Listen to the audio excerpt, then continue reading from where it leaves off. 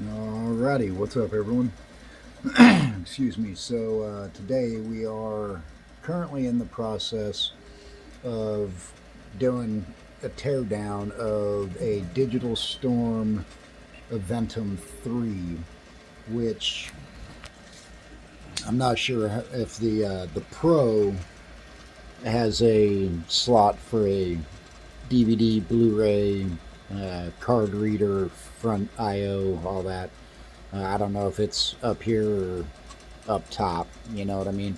But anyhow, what I'm doing is I got a great deal on a chassis, and the only way you can get a chassis is technically buy a PC from Digital Storm.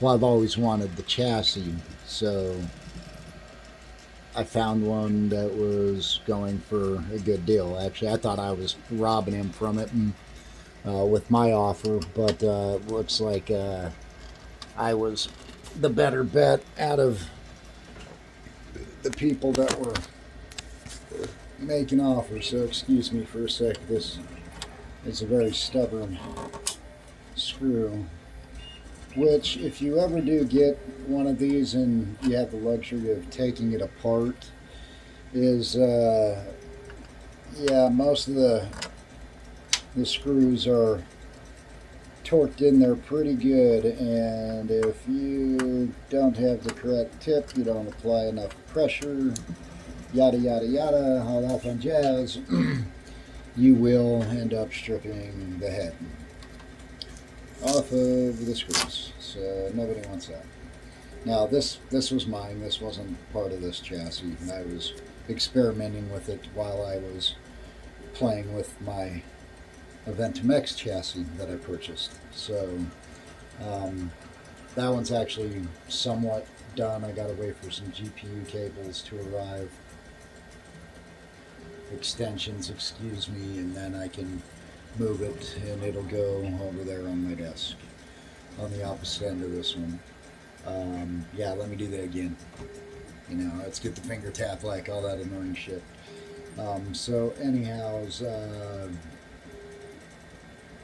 from what I found in both chassis, actually, it's like the cable management from what was left over, you know, behind plates that, you know, go right here for the Aventum X and plates right here for this one and the Aventum X.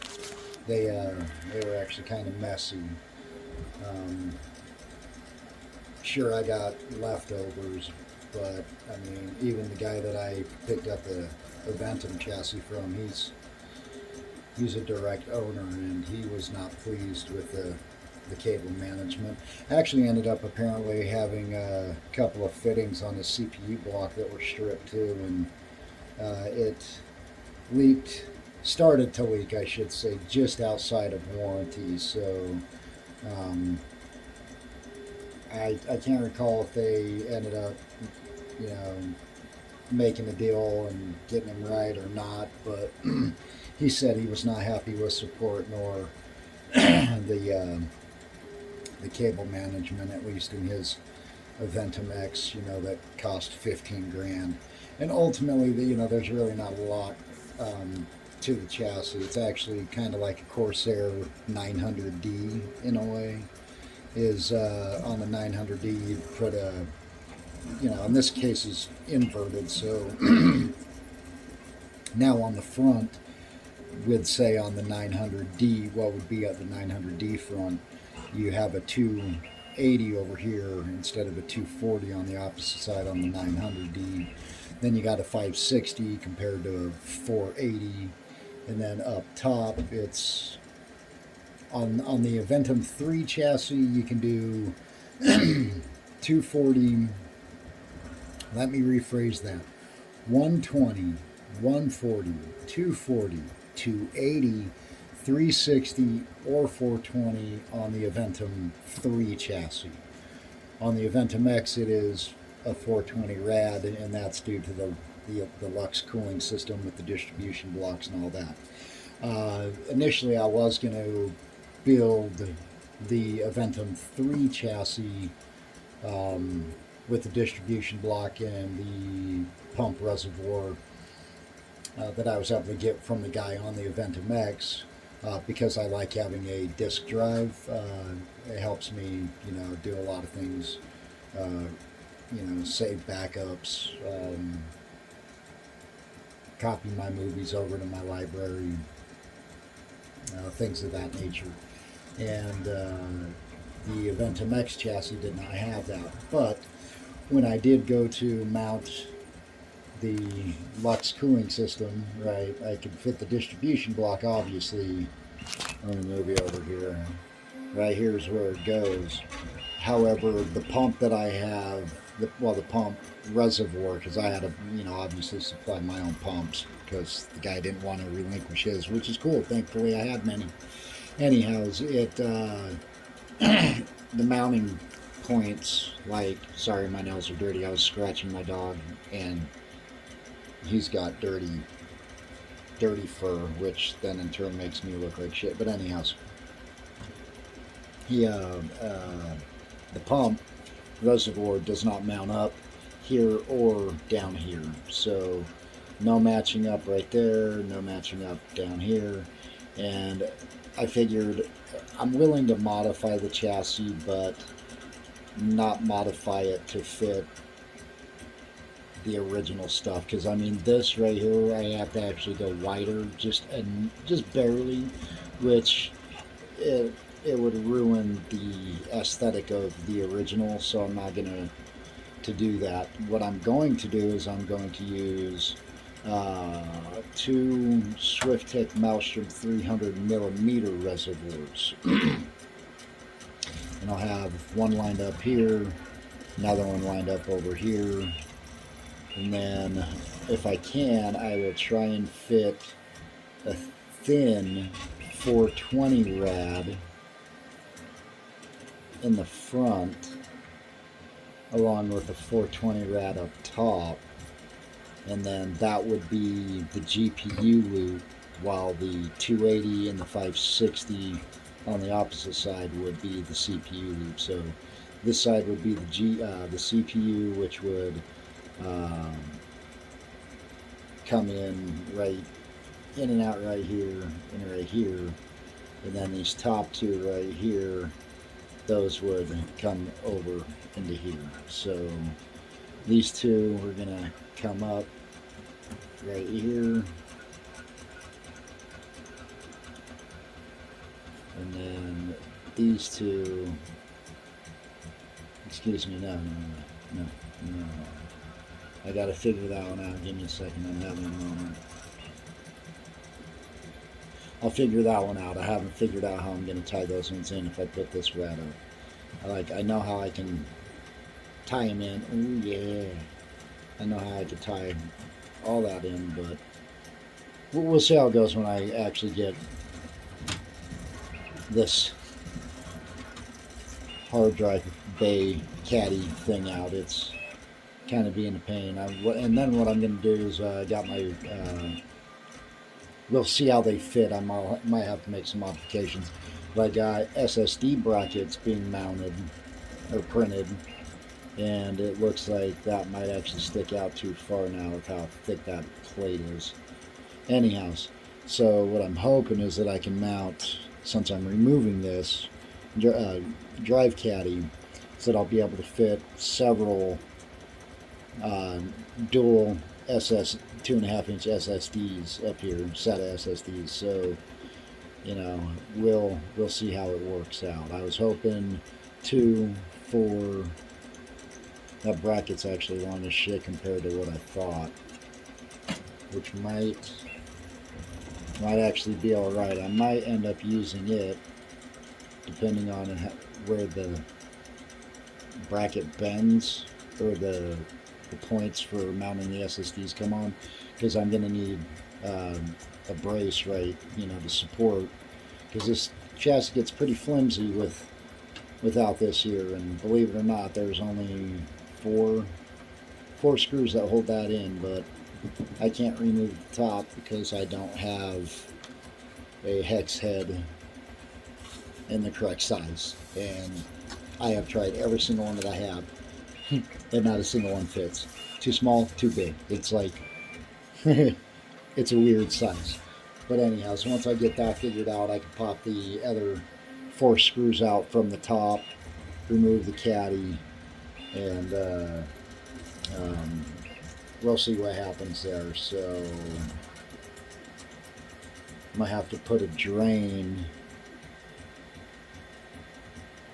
back here for this one too, so I'm gonna have to work around a drain and cabling. Try and keep that same spacing if I can. It's gonna get tight when I start, if I mount drives here. The other option is I mount drives down in the very bottom behind a radiator, which I've kind of been tempted to do. I'm trying to think of thermals. If it's just the CPU, and I've got the 560 and a 280, I think it should remain cool enough to blow cold air on the SSDs if I mount them down here. If I mount them right here, there's really no airflow across them. And I mean, yeah, sure, they're SSDs, but they still have temperature limits as well. So not like this is going to produce much heat, but if I could just put a panel right here and keep it smooth, then it's like the tubing would look that much better. And ultimately, depending on, I could have these two come up, come over, come up, come back in, so it's like I could actually add to that loop.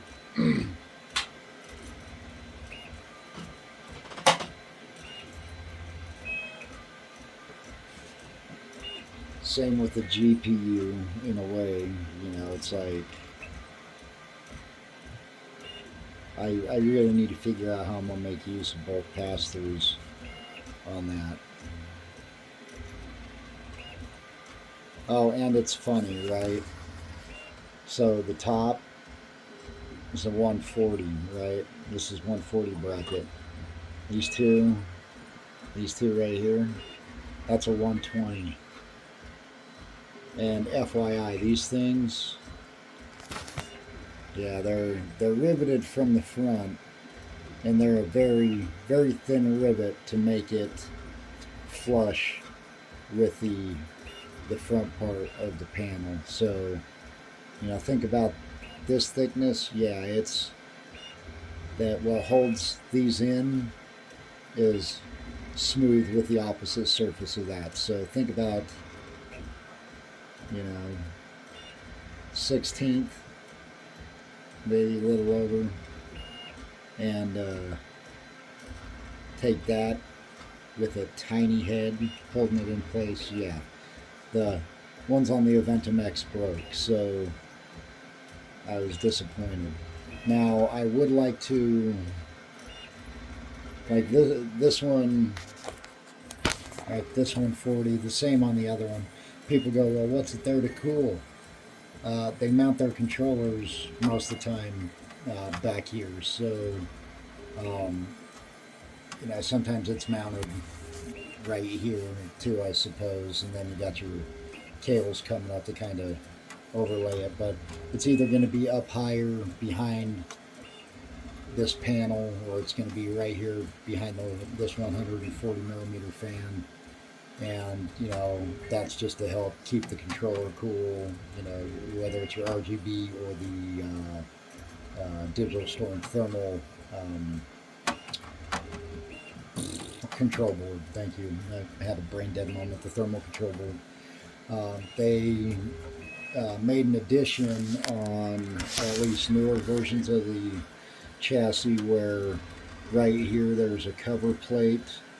So your distribution block would be right here, and then they have a little plate right here to help cover anything going on in this area coming over here, and help cover a little bit more area back here where your GPU cables should come through. Now, I wanted to use the original pass-through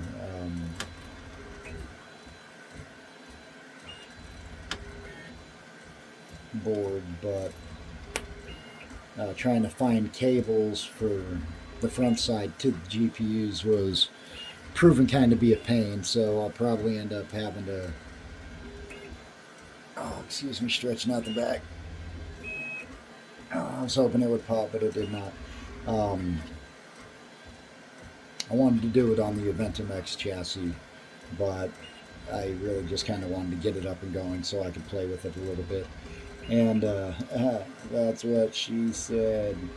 Anyhows, so I may possibly throw it in on this one when I get ready to actually build the system. Dang, man, my fingernails are dirty. That's disgusting. Sorry, guys. Really need to trim them anyways, and maybe give my dog a bath. That's kind of disgusting. So anyhows, yeah, put the board there, run the cables up. This one, it's, that's why they got mounting points right here. What is it? 1, 2, 3, so you can line your GPU cables up right here to your power board. What I have noticed is a lot, even one that one place was trying to give away last year for Christmas or Halloween through Christmas to New Year's to Valentine's to say we're not able to give it away, which was unfortunate. It had a 5090 and they ran the GPU cable through the EPS slot, right? So this is what goes to your 20 or your 8-pin or your dual 8-pin or your 4-pin or your dual 8-pin single 4-pin, whatever, EPS for your CPU, right? They ran it through there and up and across. And then one that I saw that Jay's 2 Cents had, they ran it up over here and up because the excuse was, because they had a 12-volt high power, and they by now could have redesigned their PCB up here, not included it. So just to let you know, if it's still there and they're not using it, they'd rather run cables from here or here. They really probably just have these chassis laying around and don't care to actually, for what you're spending, 6, 7, 8, 15, 20 grand on the chassis and the system, is they could just run, like redesign the PCB for, the 12-volt high power, run the PSU cable up, plug it in, and then, like they do on their 8 and 6-pin version, is have a 1-to-1 on the opposite side, and then do 12-volt high power to your GPUs, and it would be great. I mean, the only downside is obviously you got now 1 to 2 points of failure right here instead of just one connection, which, okay, let's say that they could actually just make cables for their PSUs that they're using, right, and have them run up all the way, come through the hole, and run down to each GPU, which most other chassis would. Put a grommet right here, run it up so it doesn't get cut. You'll be fine. You know what I mean? Come on, like having a PCB here on a 5090 system that you're not using and running cables here across shit or over here and up and across shit. That's what people are paying we'll just say 6K plus for. Like, that's what that right there is for. Ooh, yeah, right there. You see that one right there? Yeah, this is GPU, not this one, not this one. So your quality control, or your desire to actually make your systems still look high end for the several tens of thousands of dollars and up, it's getting kind of weak. Okay, and then I think I heard some about the Pro version. This piece, right, the side panel is on a hinge and swings out or back that way. I would probably say back that way. So when you're looking at it from the front, you can open it you know, this way. So I don't know though. This one's got push button.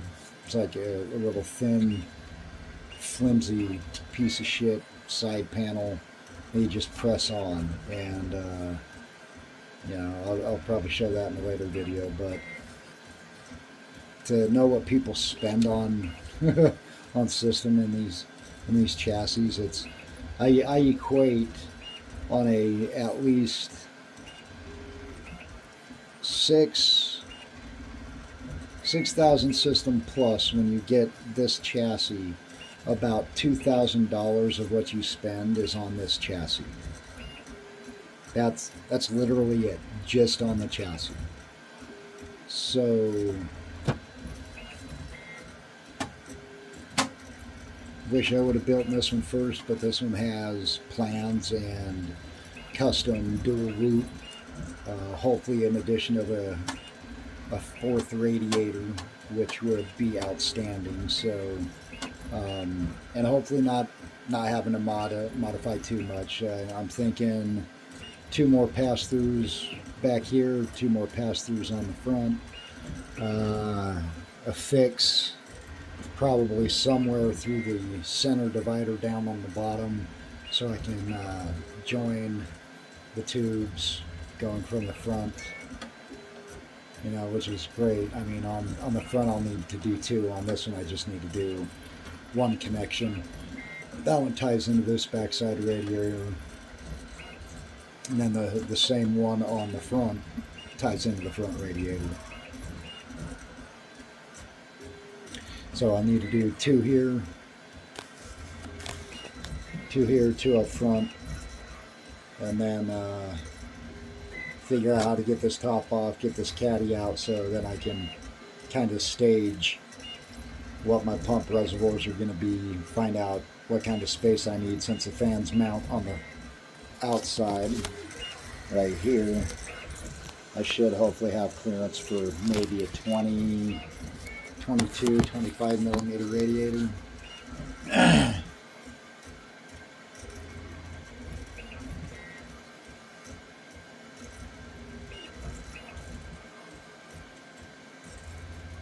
We'll see. Anyhow, I'll catch you guys later, and thanks for watching, because this Aventum chassis is about to be custom.